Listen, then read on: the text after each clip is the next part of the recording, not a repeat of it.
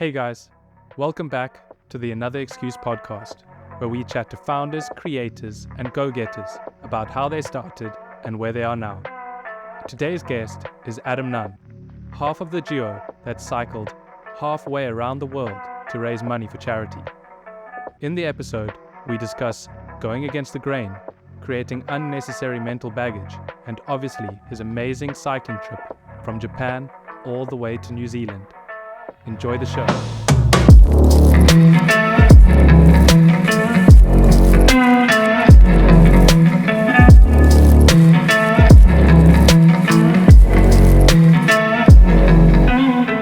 I want to focus on your amazing cycling trip, but before we get into it, you've had a few left turns in your professional career. Could you give us a brief history of your professional journey and where you are today? I wouldn't call it a professional career, but it's a career nonetheless. And I think I've followed the exact framework that the millennial model is created on. I basically took a hit by failing my auditing exam in my third year of varsity, which forced me to take a month and a half extra study leave so I could write the dean's exam the following year. And during that time, instead of studying, I was thinking, what the hell am I doing with my life? I don't actually want to become an accountant. And I spent that December, January holiday just like walking on the beach, working things out. And I got to the exam, I wrote it, I got 50 on the dot, and I got my degree, and I still qualified to do my honors. But it was at that moment I realized, no, I've thought about it. It's not for me. And I dropped everything and messaged the dean or whoever it was in charge of that honors class that I'm out of here. And they said, okay, cool. Another spot for someone else. And I went on Google and I just typed in the word gap year. And I literally did this. Like the first, whoever had their Google ads right was the winner, because the first ad I saw at the top, I clicked, and it was to work at a summer camp in the US. And I started that application process, went to the US, worked as a summer camp counselor in the surf and wakeboarding division, which didn't make sense because I'm from Pretoria. For anyone listening, that's in the middle of South Africa, nowhere near any water mass. I spent 8 months in the US just chilling and enjoying my life. I saw a lot of my friends working hard and getting their honors degree, but it didn't really bug me. And whilst I was there, I applied for this graduate program in South Africa where you don't need to have a particular expertise in anything. They were hiring a wide range of undergraduates that had a minimum requirement of having a degree, which I had. I got introduced to that by opening up a beer at a kiddies party before I left to the US. And someone thought that was quite hilarious and said, you should try a graduate program. They're always looking for people that are out the box and a little bit loopy. And, that's what I did. I ended up getting that job and I worked at this tech company for 3 years. So you do your first year of training and like you get involved in all facets of the company. I don't even know what I'm saying. All divisions facets of the company. And I ended up getting poached by the guy who was running the digital division, and in particular the sporting arm of that digital division. And I worked on our clients, which were the Tour de France, or the ASO particularly, and Team Dimension Data, which was a professional cycling team. And I kind of went from a graduate in a tech firm to understanding all the technical aspects that go into running a professional sporting body and professional sporting team. I was a junior. I think my title was digital strategist or something. And I was just learning. I was just a yes man. There was days I was winding up cables. There was days I was carrying boxes. There was days I presented. I actually sat next to Rusty Erasmus at a Microsoft summit because no one else could make it. And they were like, well, Adam, you have to go and represent. So, there I was the industry expert. But because it was more of a junior role, I climbed the ranks and I got offered a role with a bit more responsibility. And being the product owner for the new Supersport app that they were going to launch. And I did that for a while, and I kind of burnt myself out. I was working in the corporate space, sticky notes on walls, leaving the office at 10 p.m. every night, and then just going home, sleeping, and coming back early in the morning the next day. And I just quit. I quit without having a job lined up. I said I'd find something. So yeah, my last day on that role was the 31st of December. So I started that new year fresh.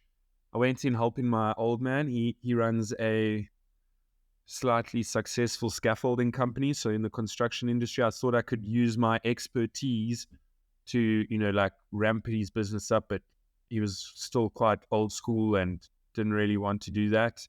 And the reason I stopped ultimately was COVID happened. I retrenched myself. I was looking after a lot of the finances, and I spent COVID learning the art of this like nomad lifestyle and working digitally.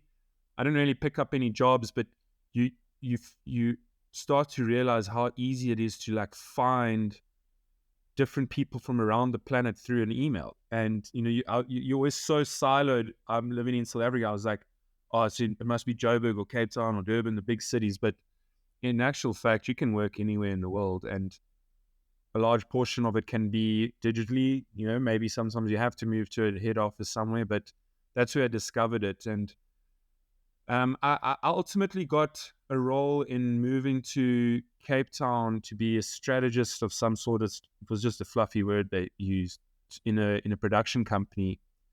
And I ultimately went from IT tech product owner to finance guy in a construction company to being a strategist at a film agency, marketing agency.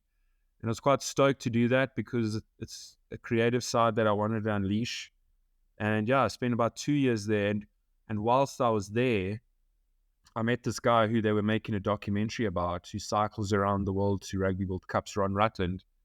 And I had a beer with him, and I just said, look, if you're ever looking for a +1 on one of these trips, just let me know. And a few months later, he gave me the call. And he's like, Adam, I've planned this trip. We got funding from DHL. Would you be keen? And I then again just quit my job, classic millennial, and flew to Tokyo and started cycling from Tokyo to New Zealand. And the goal was to go all the way around the world, but we essentially ran out of money in New Zealand, which is the arse end of the world. And I had to return because I didn't really, being a classic millennial, I didn't really save that much. So I couldn't use my own pocket. And came back, and Destiny called me again, and I'm back at Supersport and in the sports industry. And I've kind of got a role that encompasses everything I've done. So I'm head of content for school sports at Supersport, and I basically make sure that everything that we push out there in terms of school sports is discoverable. And, you have to have a marketing hat on. You need to know how to manage people. You got to watch the numbers financially. So it's all kind of coming into one world, and everything that we do is OTT. So there's a big digital twist to it, which is, I guess, why I got the call up. So that's where I'm at now. I'm 29. I'm not even 30, and I've kind of juggled a little bit.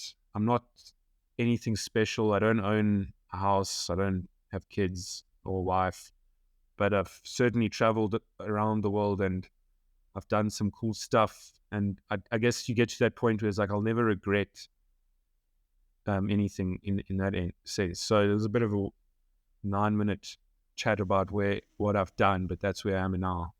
That's amazing. And I've told you this before, but I've always admired your ability to like take on a new challenge and just follow your gut, even if you have like a good, comfortable thing going, like you said you did. Is that a skill you learned growing up, or is it something like you worked on, or a type of household conditioning? How do you think that happened? I think, what? Personally, I think it comes from my family. My mom and dad I always describe them as hippies. They're not hippies, but their like default is always like, do something you love, or if it makes you happy, go for it. And they've installed that in the three of us. I've got a brother and a sister, and I guess that's where it comes from. It's like the earliest moment I can imagine was when I was in maybe grade 8. Even I was like, oh, should I do water polo or cricket? And they're just like, do whatever the hell you want, whatever makes you happy. And it's like, but I can only make the E team in cricket, and I could make the D team in polo. It's like, well, if that's what you're interested in, go for water polo. If you're worried about teams, and then you start clicking. It's like, you know what? Actually, I just want to do whatever I enjoy. And it was the same in grade 10. I remember, like, I got 99% for accounting in grade 9, and I decided when we had to choose our subjects to drop it, and I took art because I was like, I enjoy that way more. And there was no arguments like, oh my God, Adam, that's the worst decision, so bad for your career. It was like, oh, that's so nice, Adam. You're probably going to have double sessions of painting. And, you take that from your parents and you're like, that's pretty cool. I'm going to do that. So I don't think it was something learned. It's just how we were brought up as a family, to just go with the flow and do what you enjoy, and having no pressure. So I've never had pressure as a kid. And luckily I haven't disappointed my folks. I've passed most of my things. I've stayed away from like too much addictions or anything like that. I think I've been a good oak, maybe not, but yeah, that's where I reckon it's from. It's interesting that you bring up pressure, because I feel like you could fall to one side or the other. With no pressure from parents, sometimes you can become like a complete write-off and have no motivation to do anything. Do you have any thoughts of like why that tend to happen, or like why someone would fall one side or the other? The pressure is like the holding word in my brain, but I reckon there's like, you have to break it up, and I don't have the answer to this, but there's like societal pressure, where society is always like, this car or that house or this job. Then there's peer pressure, which is your friends, and you can have those friends where you're trying to be like, and also get the car and the house. But there's also that pressure of like those friends that are cool, but they're like a little bit off the wagon. So it's like you put this peer pressure on trying to be someone who's actually a negative, well, in a negative space, and that's my own opinion. But there's that pressure, and then there's the pressure on yourself. And I think, that's the one where you have to overcome laziness. I do it all the time. I'm like, in my head, I'm like, and it probably comes back to the question why I just jump from one thing to the other, even though I don't need to. It's like, I know I could probably start a business or do this thing, or, take on an Ironman or do this challenge, but then I become a bit lazy.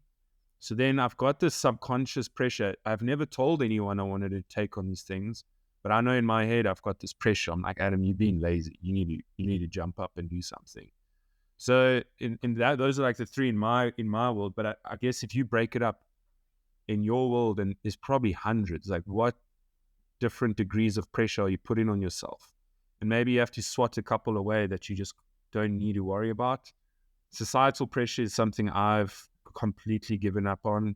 I don't give a shit about how people perceive me. They can judge me, they can gossip about me. It really doesn't hold on my shoulders anymore. It used to, but not anymore. And peer pressure is still a little bit there. And when I look at some of my peers excelling, it starts aggravating that personal pressure that I spoke about, because I'm like, Adam, I could actually do that. I'm just being lazy. So that's where I linger, but people are all different. So I don't know. That's probably my answer to that question. Yeah, that makes sense. And so you mentioned that when you're sitting down with Ron having a beer, and you sort of put your hand up and said, if an opportunity like this comes around, I'm in. When he actually approached you, was there a second thought, or like a bit of worry, or like, should I do this? Or was it instantly just like a hell yes? So in that instance, there was a hell yes. And why I say that is, when I was at Dimension Data, at the tech company I was working at, there was like a subtle offer to work in Australia. And I say subtle as like there was a lot of paperwork to get through to like confirm it, but the offer was kind of there. And when the reality came to, oh my God, like if I do apply and I get it, I start next month. So like I fly to Australia, and I declined. I was like, I'm not ready. I'm enjoying my friends there. I love my family. I actually enjoy South Africa quite a lot. I was like, no way, it's not doing it. And I kind of regretted it afterwards. After like when I was sitting in COVID, I was like, I can't believe I panicked, for the reality of it. And so I guess I relived that moment when Ron's like, are you in? And you sit there and you're like, I have no kids, I have no debt, no house, no dog. My friends come and go anyways. Look at you. You living in London. You were in Hong Kong. I've got friends that are all over the world. Tyron's in Monaco this week, bro. What the hell? But yeah, so it's like, I just sat there. I was like, well, I have no excuse to stay here. Like, the only pressure is on myself, and the anxiety will be on myself. I'm not really letting anyone else down. So yeah, that's where I jumped up and said, I'm in straight away.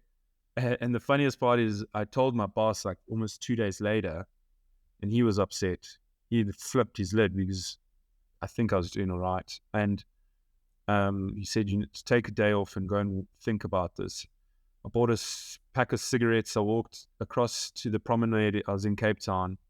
I lit up a guy, and then a big DHL bus literally drove past me, and they were the sponsor of this trip. I was like, well, there's my sign. I kind of finished the guy, went back to the office. I said, no, I've thought about it. I'm doing it. So, yeah, that was just a yes man moment. And so you touched on your boss at the production company, and they sort of put you in touch with Ron. So like, I'm sure they must have been kind of happy for you for like taking this big step. At the same time, like you said, he was also sad to see you go. Have you been in touch with them since, or like what has been their view on you sort of leaving for this opportunity? No, I've had a few messages on that. Look, you got to respect people that own a business, and they forward plan. And I guess as a resource, I was planned, in their space. So I guess sometimes I think about like, I understand why he was upset, but instead of really supporting it and having a person who'd be keen to come back and create something of what I was doing, kind of left as a bit of a negative taste. But yeah, I can forgive him because it's his business, it's resources, all the time and effort he spends upskilling someone just goes away like that. So yeah, that's my view on it. We haven't really chatted again. Ironically, I got an email the other day that I think is going to reintroduce us all together through a completely separate project. And it's, just coincidental. So maybe we'll unpack it then. Cool. So what was the purpose of this trip? So Ron's quite an inspirational dude. He's also got his 99 problems like everyone else in the world, but he very much did follow a corporate stance and followed that peer pressure and societal pressure status quo when he was younger, in his 20s. And so he worked in Hong Kong and Thailand and Cape Town and London, and he was in like banking and something that he was completely uninterested in.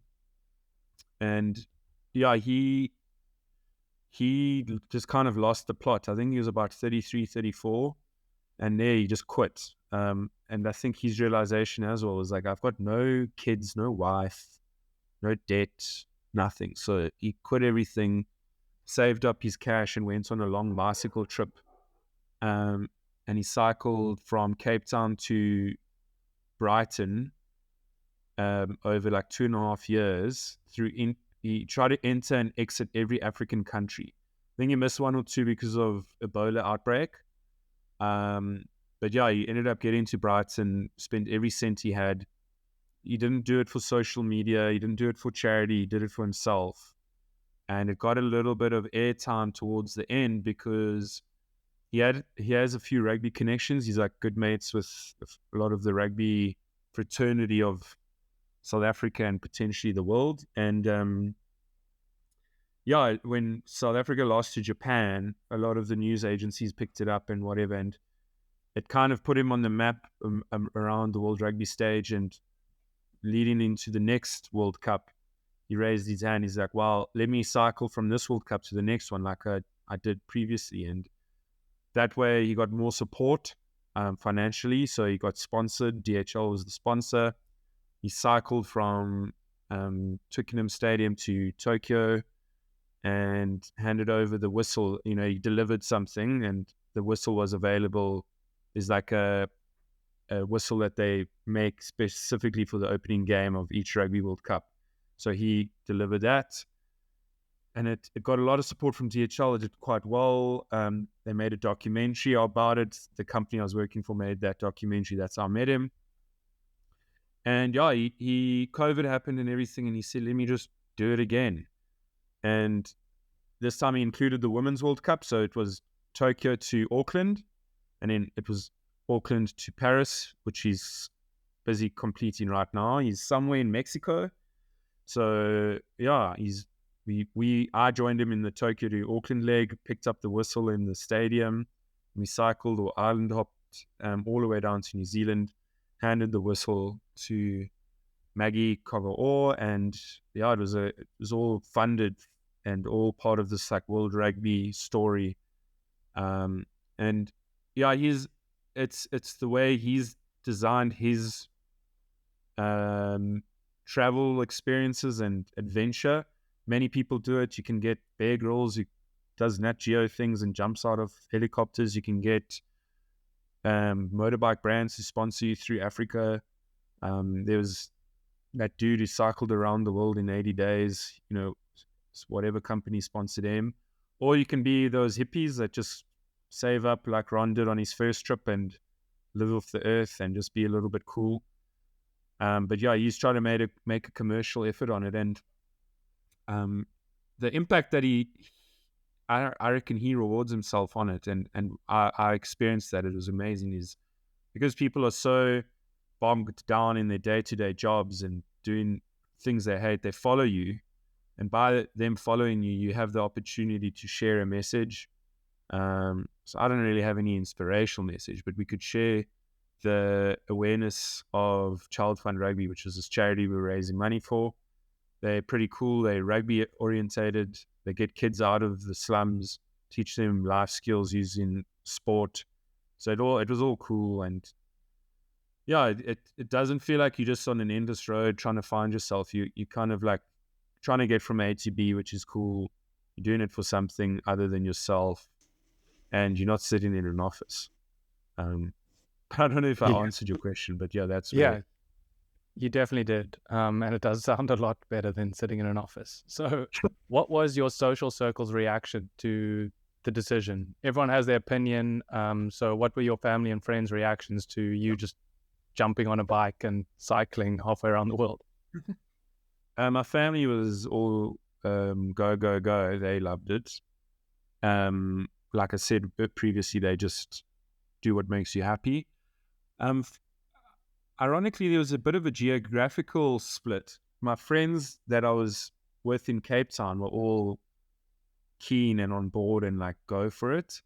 And then like my suit friends were always like, Adam, is this smart? I don't think this is a smart call. What about saving up for a bond? Or they started using all these words I didn't give a shit about. Like, and that negativity did linger in my head. I'm like, shit, you're right. Because if I was still on the trip, I'd be coming back when I'm 30 and I would have not a cent to my name. And I've already got mates that own assets and are building families and stuff.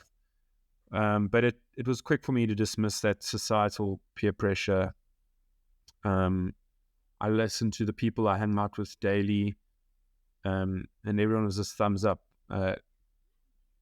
It was like a no-brainer. It's like you kind of reverse the question. If I have one of those suits friends come to me again and I'm like, if I gave you enough money that will look after you for X amount of time and you get a cycle from A to B, would you do it?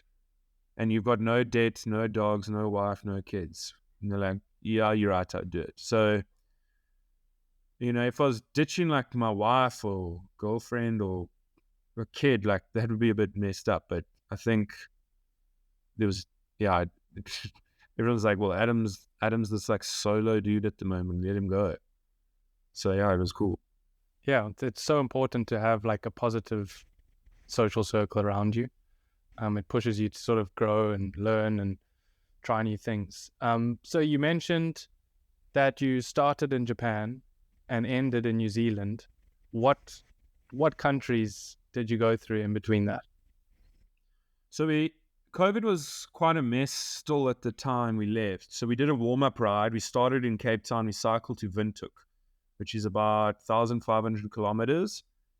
During the heat of summer, it was like 40 degrees.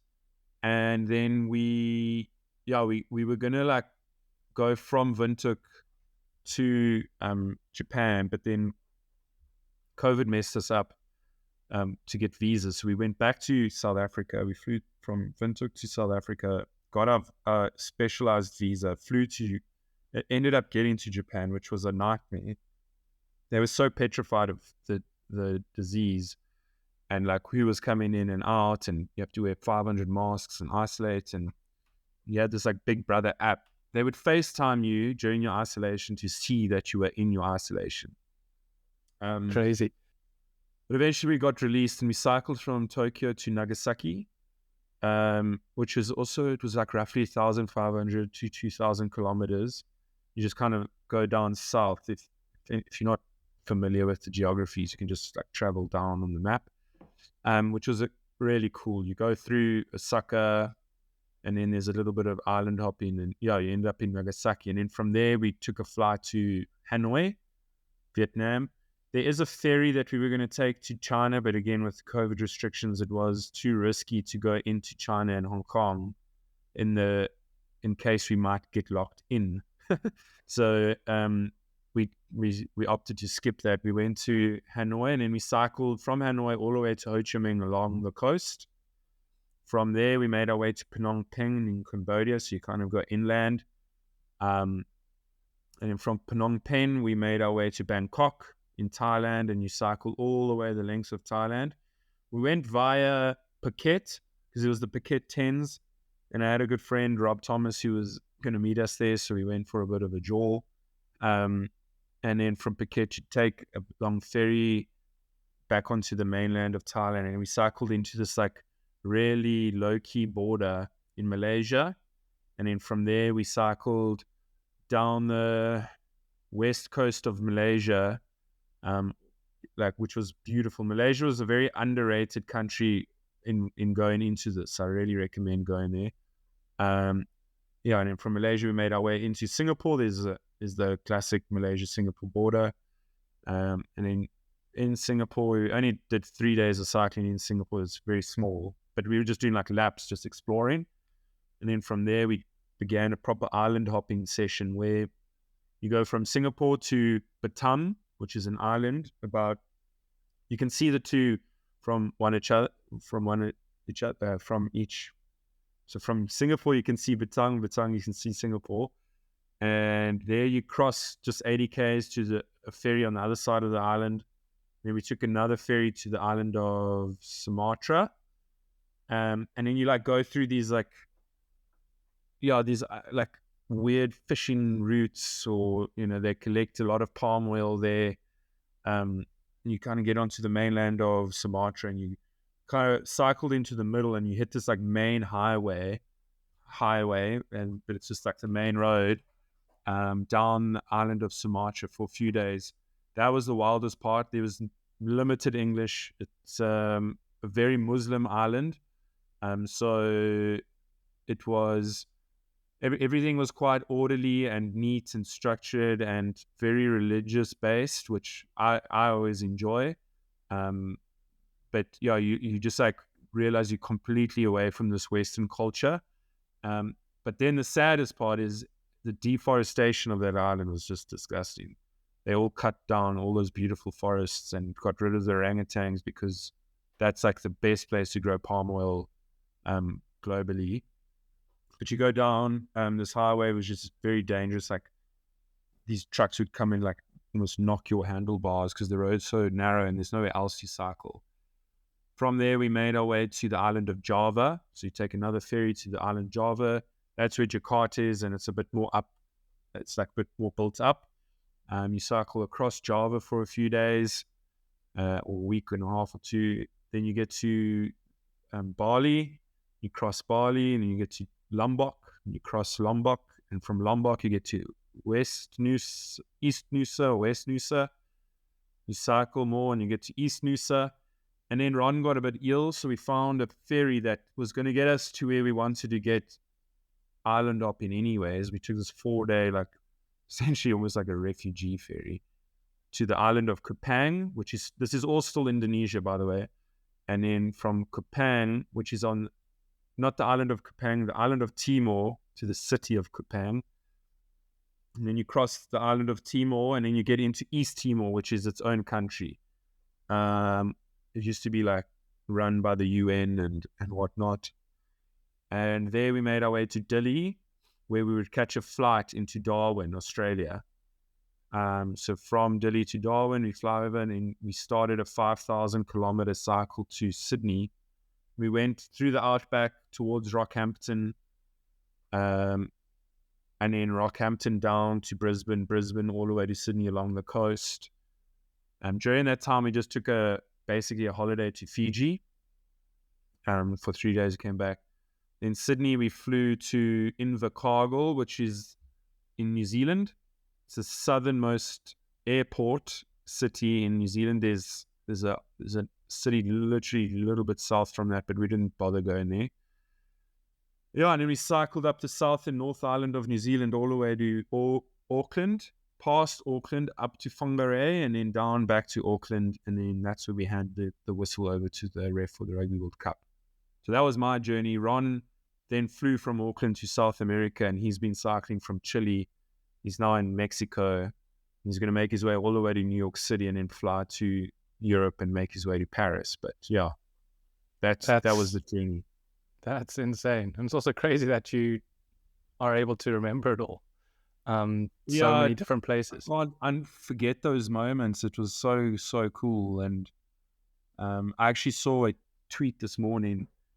It was like slamming hard work or whatever, but you'll never remember what you were doing during those late nights of work, but you'll always remember your kid's party or birthday or whatever that you've missed. And yeah, it was one of those, like, I don't even remember what I did last week, Wednesday. But I can tell you word for word what I did on a specific date on my trip. And I guess that's the narrative. Like, you'll always keep in memory the things that are actually meaningful and things you actually enjoy. 100%. So, like, with all the intricacies and island hopping and stuff, like, what kind of planning goes into a trip like this? So much planning, and Ron takes all the credit for that. This is his forte. It's his hobby. He loves doing it. People always, you hear those like blogs like, oh, we live off $2 a day, whatever. And sure, we did technically, but it's the capital input before you go is quite high. And like I said, you can go in as a hippie, but then you need to accept the fact that you might have to spend 2 weeks fixing your own bike because you bought a shit bike. So the planning was first get a bike, but get a bike that's durable, that can last the trip with as minimal stoppages as possible. Then it was organizing commercial opportunities along the way that satisfies the partner that came on board, DHL. So making sure you have milestones. So plain and simple one is like Hanoi to Ho Chi Minh. If we went inland, it would have taken us like 5-6 days. Well, actually, technically, like if you just put in the maps, it's 5 or 6 days less. But there's a lot of climbing. But if you go coastal, we're flat. So we will actually save days, even though it's more distant. So we like add on 600 kilometers, but we take off like 5 days because we're not climbing as much. So you got to plan, like, are we going left or right? If you were a hippie, it didn't matter because you were going to get to Ho Chi Minh whenever you wanted to. We were trying to get there to do a presentation or meet certain friends and family. Visas was a massive one. I had to get all of that stuff. I'm on a South African passport, so I got most of my visas before I even left. You kind of apply as if you were going to go on a trip the next day, but you just don't. So visas was massive. We were fine financially, I guess. If you were planning this, you would work and save appropriately. And then travel restrictions, like we had like Lao planned, but we couldn't go in. So you have to plan around that. So that's all the pre-planning, and it comes at a cost. Like each visa, like my total visa fees were like 45 grand for all the visas I needed. The Rand. bicycles, 80, yeah, it's rand. The bicycles are 80,000 rand each. Then all the like bells and whistles with that was, extra 20,000 rand. So before you start, you're already as a collective, I think we were already in the red of like 300K. And then when you start, you get going. But yeah, you plan each day. So your main problem is the road cyclable? How's the weather? And is there food and shelter on the route? And you just tick those. If you tick those off the day before, then you sorted. We kind of like try to do that 2 or 3 days in advance. So that was like your daily plan. And if you knew like in the outback there wasn't going to be water for like 700 kilometers, I put an esky on the back of my bicycle and we just carried 25 extra liters. And that, that's how you overcame that sort of plan, because you didn't tick the box, is there food and water. The Southeast Asia is quite popular. So cycling from Japan all the way to Darwin was relatively okay, because every 500 meters is someone selling some sort of noodle or bottled water. Route planning is quite crucial. Like if you plan in a route this week, like for a weekend cycle, you're going to avoid highways and busy roads because you're doing it for leisure and you want to be safe. But we were actually getting from A to B, and sometimes the only A to B is a main road. So, you have to like try and see alternatives. Sometimes the alternative was just too much. So then you risk it and you go on those main roads. Otherwise you look for alternatives. But yeah, that's kind of our day to day. I think most of the planning was Ron, when he gets back in September, you can jump on another podcast and hear it from his perspective. But lots of planning and a lot of upfront costs that no one considers, even flights. A flight from Delhi to Darwin is expensive. You could wait a couple months and find a container ship that will let you get on, but we weren't doing it a hippie style. So that was another thing you have to plan. It's flights. So in short, a lot of planning. And to put it into perspective, that's about $15,000 upfront costs, like just before you get started. Yeah. So I know this is like a broad question and might be a bit tricky to answer, but apart from all the planning, like what was the biggest challenge of the trip? Well, just like the normal challenge was COVID and where we can and can't go, because you end up spending money that you don't have on like stupid quarantines or deviating your route or canceling. We had to like cancel a couple talks because we couldn't host it because someone had COVID. My personal challenge was, although I was with Ron and he's a sociable guy and he's a legend, but it was loneliness. I come from a household and a family that's just so social, and I have so many friends that I talk to on the daily, and I'm always in comms with people. And when you get out on the road, you meet thousands of people, so you're not alone physically, but yeah, you take for granted sometimes those little catch-ups when you're talking about something personal. because that random Japanese person you meet, Saki, he doesn't give a shit about your mom. He's just asking you about your bike. Or I don't care about his problems. Like, I care about him potentially offering me up some food. So you get lonely in that aspect. And I think that was my biggest challenge, was trying to relate with people in 24 hours. That was another thing. Like, we were on the move. Like, don't get me wrong, there were families in Jakarta, the Pattersons and the Walkers in Brisbane, and the Brodies in Auckland. Like, we stayed with them for a longer period of time. There you get more intimate, and you forget about that loneliness. But just day in and day out, you meet a person, you chat for a bit, and then you leave them, and you're just like, oh, that's kind of sad. And the only way to keep in touch or connect with them is through social media, which, that's a topic on its own. So yeah, it's like, that was my biggest challenge. Physically, it was hella easy for me. I don't know why. I lost a lot of weight. I lost 16 kilograms. But yeah, the mental challenge is the hardest. Food-wise, I didn't really mind eating the hoof of a cow in some soup noodle in the middle of Vietnam. It didn't bother me. A lot of people thought that would be the challenge. Yeah, just not being able to build a relationship with people, other than Ron, is the hardest part. Yeah, that sounds tough. So I've traveled to a few countries that you cycled through, and I found most of the people's like energy and zest for life like really contagious.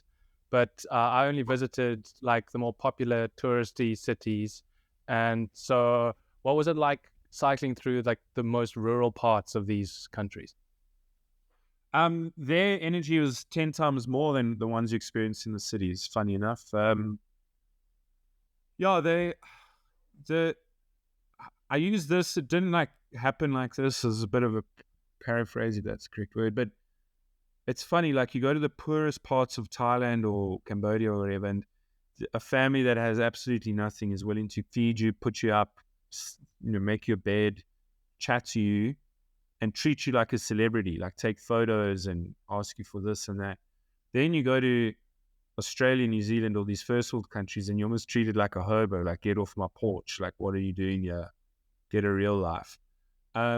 So, and that didn't happen in that way, but that's like the feeling you get. Like, no one gave a shit about you in those Western countries. You're just a guy cycling. There were some people who did, but in those rural areas of Southeast Asia, it was like a complete excitement and pandemonium. And yeah, they were just so grateful to have met someone doing something like this, or, was interested in what we were doing. Some of those Western places, there were definitely people that heard us and were inspired, but there was others that were just like, get off the road type of thing. So, it was actually incredible. They don't live capitalist lives. It could be a religious thing. There were a variety of religions, but I've felt, there was the same consensus across all, like, just look after each other. Everyone worries about theft. Thought that we were to worry about theft, but you don't. It's not in their culture to steal from others or harm a fellow human being. So yeah, it was just kindness and full of energy and excitement. You definitely saw it. It was very much visible, but you also don't hear a lot about their hunger or their poverty or their stresses of life. Just smiles and happiness. Like, coming from Africa, when I go through some of the poorer areas, yeah, you definitely can sense and feel that hunger and sadness. I don't know why, but some of the places we cycled through there, I didn't get that sense. And I don't know if it's a religious thing or not. I don't have the answer, but yeah, the energy was hella high. Yeah, it always seems there's a greater sense of community in those southeastern cultures. And it must have taught you like so many things, but did it put anything into perspective for you?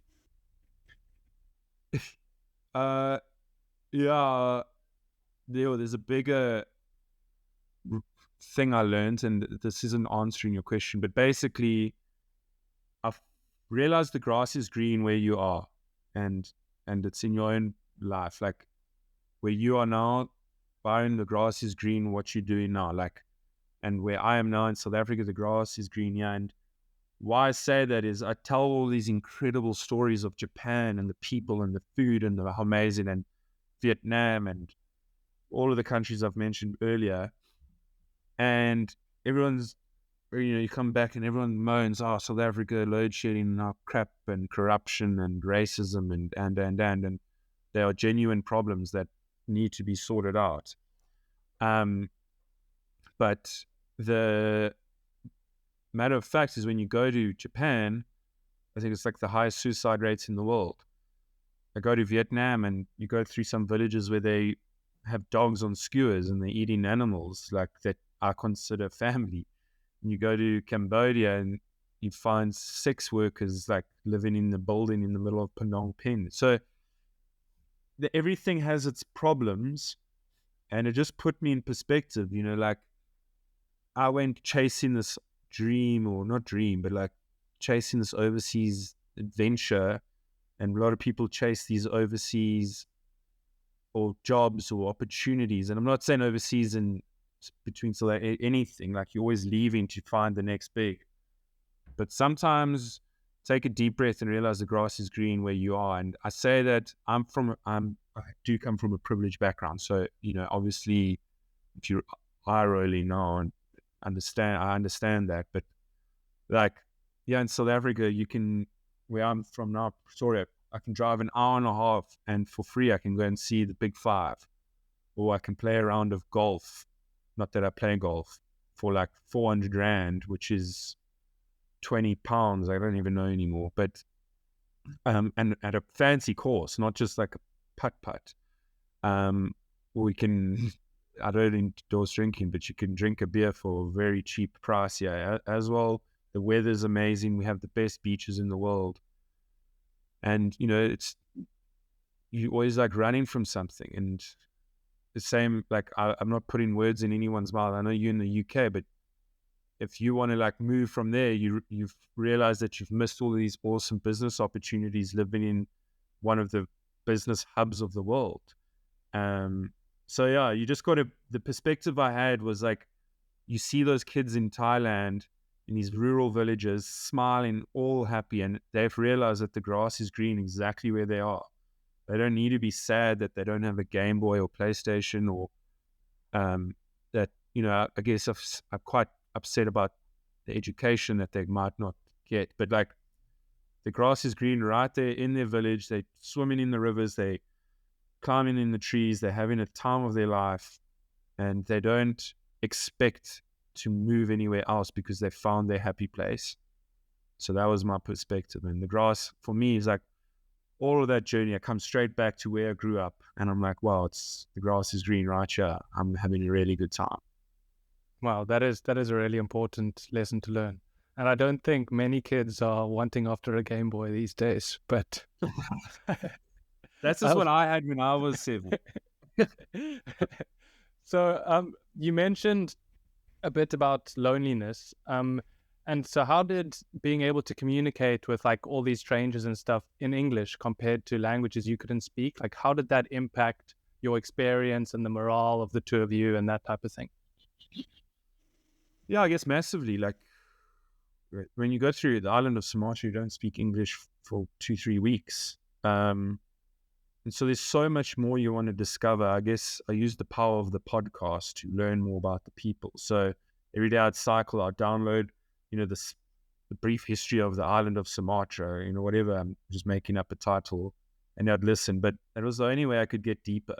Otherwise, it was just a high five, a hug, share a meal, show photos, try and use a bit of Google Translate here or there. But that communication lacked. And the people I wanted to communicate the most with were the people I couldn't speak to. And then you get to like Australia and New Zealand, and kind of like, I've met you guys before. I know what you're all about. But you do get to, you meet some special people, but it's all the same stuff. They complain about the Queen, and they complain about this, and they complain about, I'm like, come on, let's talk about something a bit different. I find like the people in the Northern Territory and more Queensland had a lot more value to add in terms of speaking about the land and that. But as you get closer to Sydney, it's as if you're in a city. I might as well be in Cape Town or London or New York City. So yeah, it's like there's a time I wanted quiet was in the countries I could communicate with people, and the time I wanted to speak was where I couldn't read hand signs. Yeah. So like you spent long hours on a bike every day, and it obviously limits the options of like how you can pass time. And you touched on listening to some podcasts about the history and stuff, but were there other things or content that you consumed while on the bike? Yeah, I broke it up. So we would like try and do 100 kilometers a day over 8 to 10 hours. The first 25, I was strictly nothing, just in my head. You're waking up, you're hearing the sounds of the place you're in and, the noise and taking the deep breath. And then the second leg, I would plug in a podcast. And it was always generally historical podcasts. Then the third session, I would jump into an audiobook. I think I listened to like 35 books during the trip. Oh, wow. So it was quite nice. And that, like, it was one of those opportunities you could listen to like a really boring book in terms of reading, where they like had all these facts and, those thick ones you'd see at a bookshop that you'd never buy. Yeah. So, you can actually listen to it properly. And in the last session, I'd always listen to upbeat music and just, again, be in my own head a bit. Yeah, that's generally how I did it. The podcast would change up. It was quite cool, like during it was the Giro d'Italia and the Tour de France and whatever I'd listen to, like they would have these daily recaps of the whole tour. So it's, while you're cycling, you're catching up with your sport. I had Formula One, cycling, a bit of football. So yeah, that was my day to day. And we'd have like quite long breaks during our coffee and lunch stops that you rather just engage with each other and talk about what we saw and then try and engage with whoever's around that might speak English. Cool. And like, which books would you say were like the most memorable for you? Straight off the bat, it's not one that I expected, but it keeps sticking in my head, and I don't know. I think I just listened to them at the right time, but the Confessions of the Economic Hitman, and because I was changing countries so often and going into these slums and then cities and slums and cities, I was like imagining I was an economic hitman, and I was like going around and, they speak a lot about, or he writes a lot about like Java and Sumatra and the palm oil and trying to take over Indonesia as America and whatever. So yeah, that one stuck to me quite a lot. And then I got quite nostalgic towards the end, and I started listening to a lot of Wilbur Smith. I don't necessarily love that stuff, but it was just quite nice to like, listen to something from back home. But yeah, the Economic Hitman one was proper for me. It just felt like I was experiencing what that person would have experienced, but just not wearing a suit. And yeah. Awesome. And with like the amount of time you had for introspection, you said like the cycling part you found like physically quite easy, which is I'm sure surprising to most. But did you learn anything about yourself on the trip? Yeah, I don't have that answer. I think I'm still struggling to work it out. I definitely realized that I am a family man, and I need to offer kindness. Like, I have a lot to offer to people that are surrounded by me. So I guess like I worked out like I am an asset to someone else. And I know that's an arrogant thing, but whether it's my brother or my friends or my family or a future family, I need to give that energy to them and in a physical way. Like you can call mom all day on your phone or can chat to you on a phone all day, but there's a difference between being there for someone and being around. And I don't know why, and I'm still figuring it out. It's not my answer, but I have something more to offer. And I think it's to do with being present. Yeah, I get that. Like real human connection is so important. And these days, like us having a chat now, it's just not the same as if we were sitting across from each other at a table. You got to get as big as Joe Rogan and you can fly me to your studio. Yeah, one day, round two. Um, so it's crazy. Like normally people see others on social media going on these trips and they say things like, oh, I wish I could do that. Or if the opportunity came my way, I'd take it. But when the time comes, they usually don't. Like, why do you think that is? It's literally you just make up excuses. It's yeah, you have to free up yourself, right? And that's the hardest part is we add baggage to our life. There's good baggage.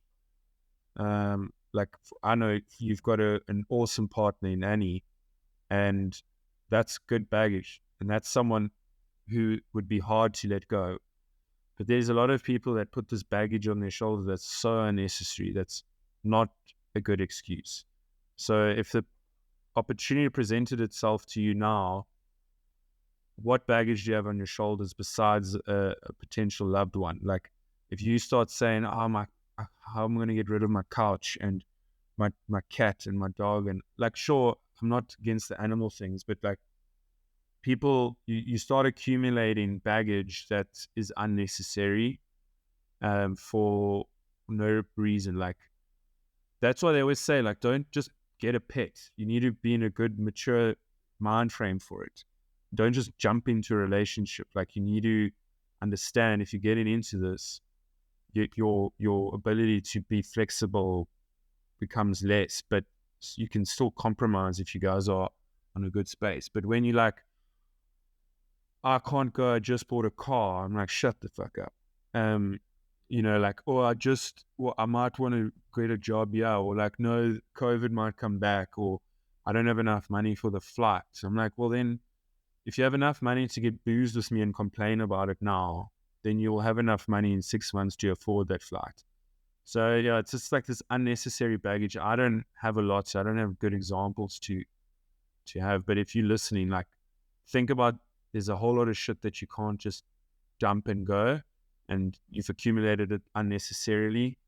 Maybe it was a bit of retail therapy, maybe it was just that moment that you were in, but yes, make conscious decisions of what you have on your shoulders all the time. And that includes your job. Like we don't live in the 60s, 70s, and 80s anymore. Like take a job and don't like sell yourself that you're going to do this for the next 20 years. Try it out for 6 months and quit if you don't like it. No one's going to judge you. And that's unnecessary baggage, for example. Like if you think that you can't cycle around the world because you got this job that you thought you were going to do for 10 years, then you've created unnecessary baggage that you don't need. Yeah, I think a lot of people need to hear that because a lot of that baggage is created in our own heads. We give that importance or give it more importance than it actually deserves, and then use it as an excuse to take that leap. Exactly. I agree. So after listening to your podcast with you and Ron that you recorded while traveling, I noticed that you like remembered exactly what happened each day. Did you keep a journal? Yeah, I've actually still got the journal and I need to type it out soon before I forget some of those moments. But funny enough, the best journal I have is my phone. So every day, like I was taking so much videos and photos, and I've got an Apple phone, yeah, and you can just like scroll and you can find the exact date, location. It gives you a map, and then I just go and cross reference it with what I wrote in my book.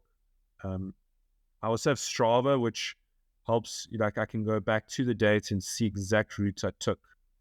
And these days you can take that route open up on Google Maps, put it on Street View, and I'm like, oh, that's the coffee shop I went to. So I don't have the traditional journal, but I've put enough information down on paper that I can go back and reinvestigate my journey and remember things, which I kind of find quite exciting and more fun in my eyes. But yeah, I had a journal. I didn't go and write, like, today is day 7 and I'm feeling quite lonely. Like, I just wrote there, like, day 7, I'm in Osaka. We slept here. And I have photo evidence or proof to like back it up. Awesome. And although you use it more as like a record than an actual journal, do you feel sometimes like maybe you used it while cycling on the first 25Ks or something? Like, do you think reflection is important? Yeah, reflection is very important. Yeah, you need to every day. It's tough. Like your ass is a bit sore, or you're tired, or it's raining. But we had a different mission, so we had to keep going. And you had to like, why am I doing this? And then now in today's time, like I need to go back and realize why I did it.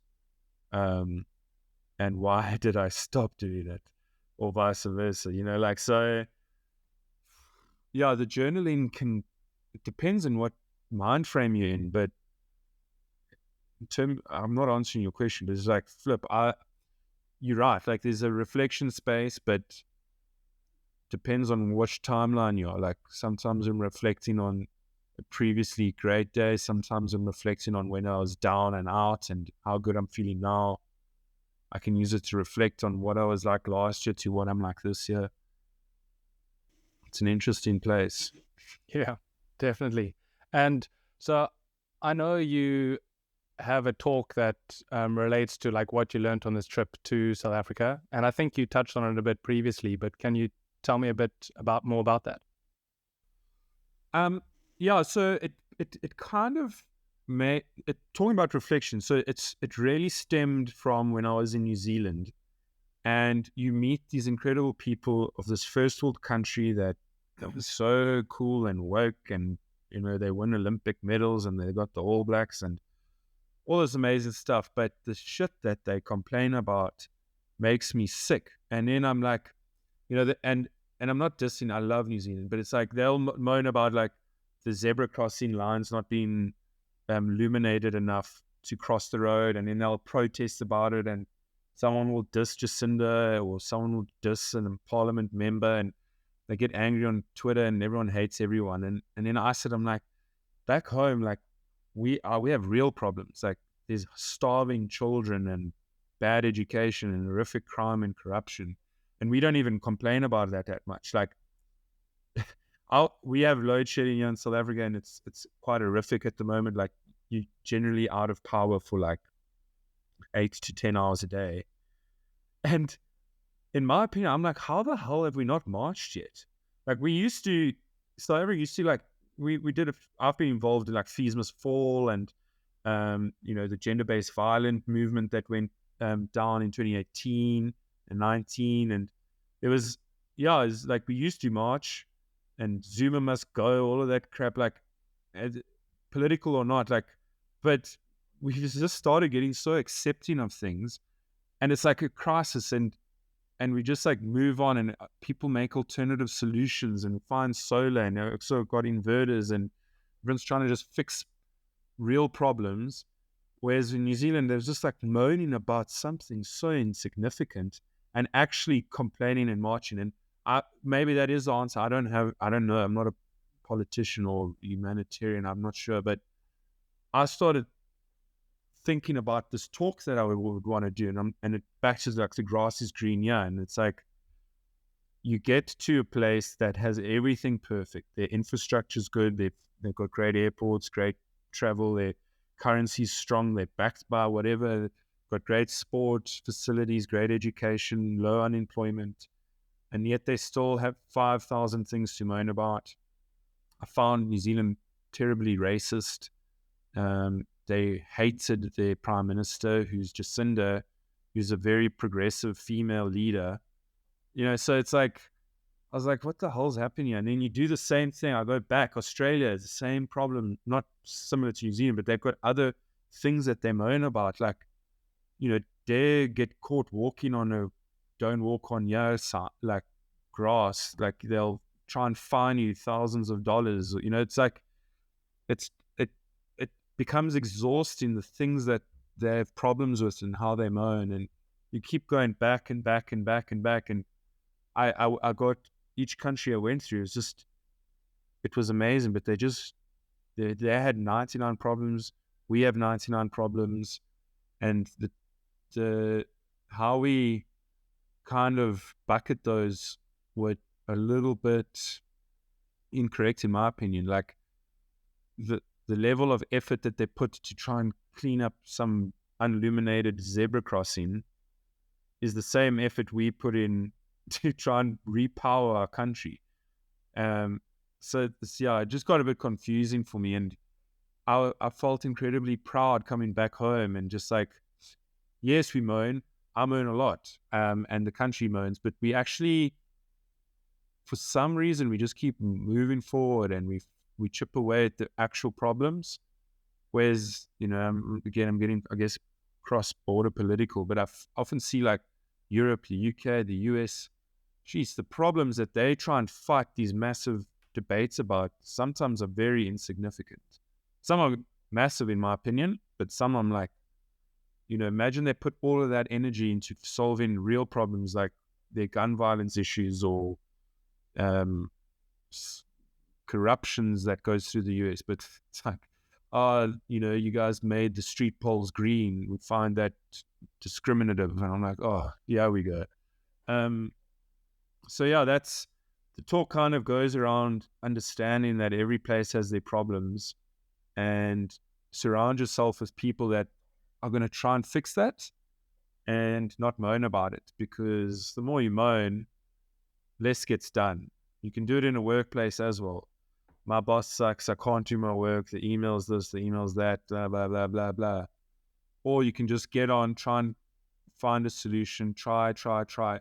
Eventually, you might get to a point where there's nothing more you can do. Like South Africa can go as sustainable in terms of our electricity as possible, but a massive factory still needs coal. And then that's where the stalemate is. But yeah, don't complain because my iPhone's not charged. And that's really the message I got to. And the most rewarding and beautiful and least complaining country was Japan. And then you find out that it's the highest suicide rates in the world is Japan. And I was like, what? And then you can dig deeper into that and you realize why. And you're like, damn, I thought our country had it tough. They have it tough. So yeah, I have a better like flow to it, and I don't want to repeat myself from the messages I said earlier, but that's kind of the talk I would do. I think that's a very important message to share. Just put things in perspective and have a bit more optimism just in life in general. So do you have any like future plans coming out of left field? Like what are you working on? What are you keeping an eye on at the moment? It's that lazy pressure that I spoke about.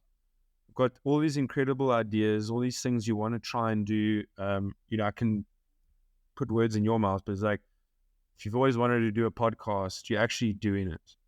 And if you weren't doing it, it would still linger in your head. And I've got the same. I've got these ideas that I've drawn up. They might fail. They've probably been created before, but I can't wake up anymore and realize like, Adam, why am I not just doing it? So yeah, my next thing is actually take a seat, sit up and just start working on something, get it to a point where I can drop anything I'm doing now and pursue it. And if I fail, be satisfied with that failure. Otherwise I'll turn 50 and I'll be like, damn, I should have actually done that thing. So yeah, I don't know if it's a healthy thing where you're always like living by this regret, but when you feel good about something and something that you want to do, I really want to do it, and you should do it. And that's where I'm at now. I've got this idea. I've got this like industry or niche that I enjoy working on and reading about the most. So I'm going to just try and put all my eggs in that basket for a bit, and see how that goes. 100%. I can definitely relate to that. Like, I feel like we all have something we feel like we should do or want to do, and it sort of lingers there. And for me, it created a sense of like almost self-loathing.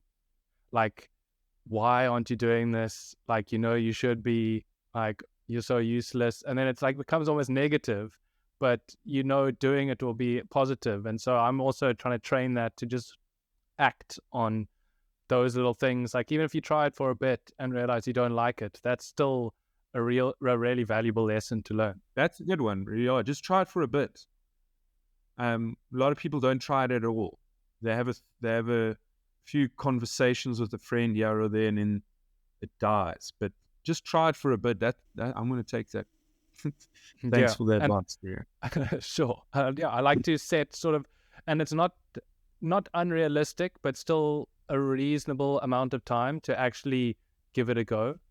So it's not like you want to post on social media, so you'll make one post. I mean, that's like, you're not going to see anything from that. Yeah. So it's like 6 months at a particular cadence, and you just stick to that and then make a decision in 6 months. Or it's like this podcast. The interesting stat is 90% of podcasts don't make it past the 3rd episode. And then 90% of those podcasts don't make it past 21. So I've got a realistic goal to be in the top 1% of podcasts by just making 21 episodes. Yeah.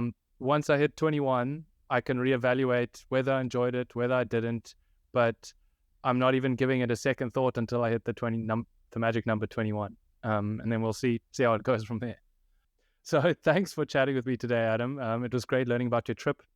Not many people get to experience what you experienced in their lifetime. It's an amazing story. If people want to learn more about you and your story, book a talk, or simply just get in touch, how could they do so? If you want to continue understanding the cycling story, I recommend you go and follow Ron Rutland on wherever he is. He's continuously doing that. But to learn more about my story, or book a talk, or have me come and just literally speak to whoever you want. I've been going to a few schools recently, but other than that, not much. You can just message me on Instagram. My handle's at Adam the Nunn. My surname's Nunn, so that's why I have to keep explaining that. And I'll give you an email address or two. I've got too many emails right now. We're busy doing a migration between corporates. I'm not going to bore you on that. That's why it's a little bit informal for now. Awesome. Well, thanks for joining me again, Adam. And no, Bruce, thanks. Well all done. The best. Keep it going. Thanks. Cheers, Bruce. Thanks for listening. I hope you learned something. Everything we discussed will be in the show notes.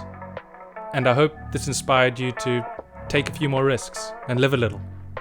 See you next week.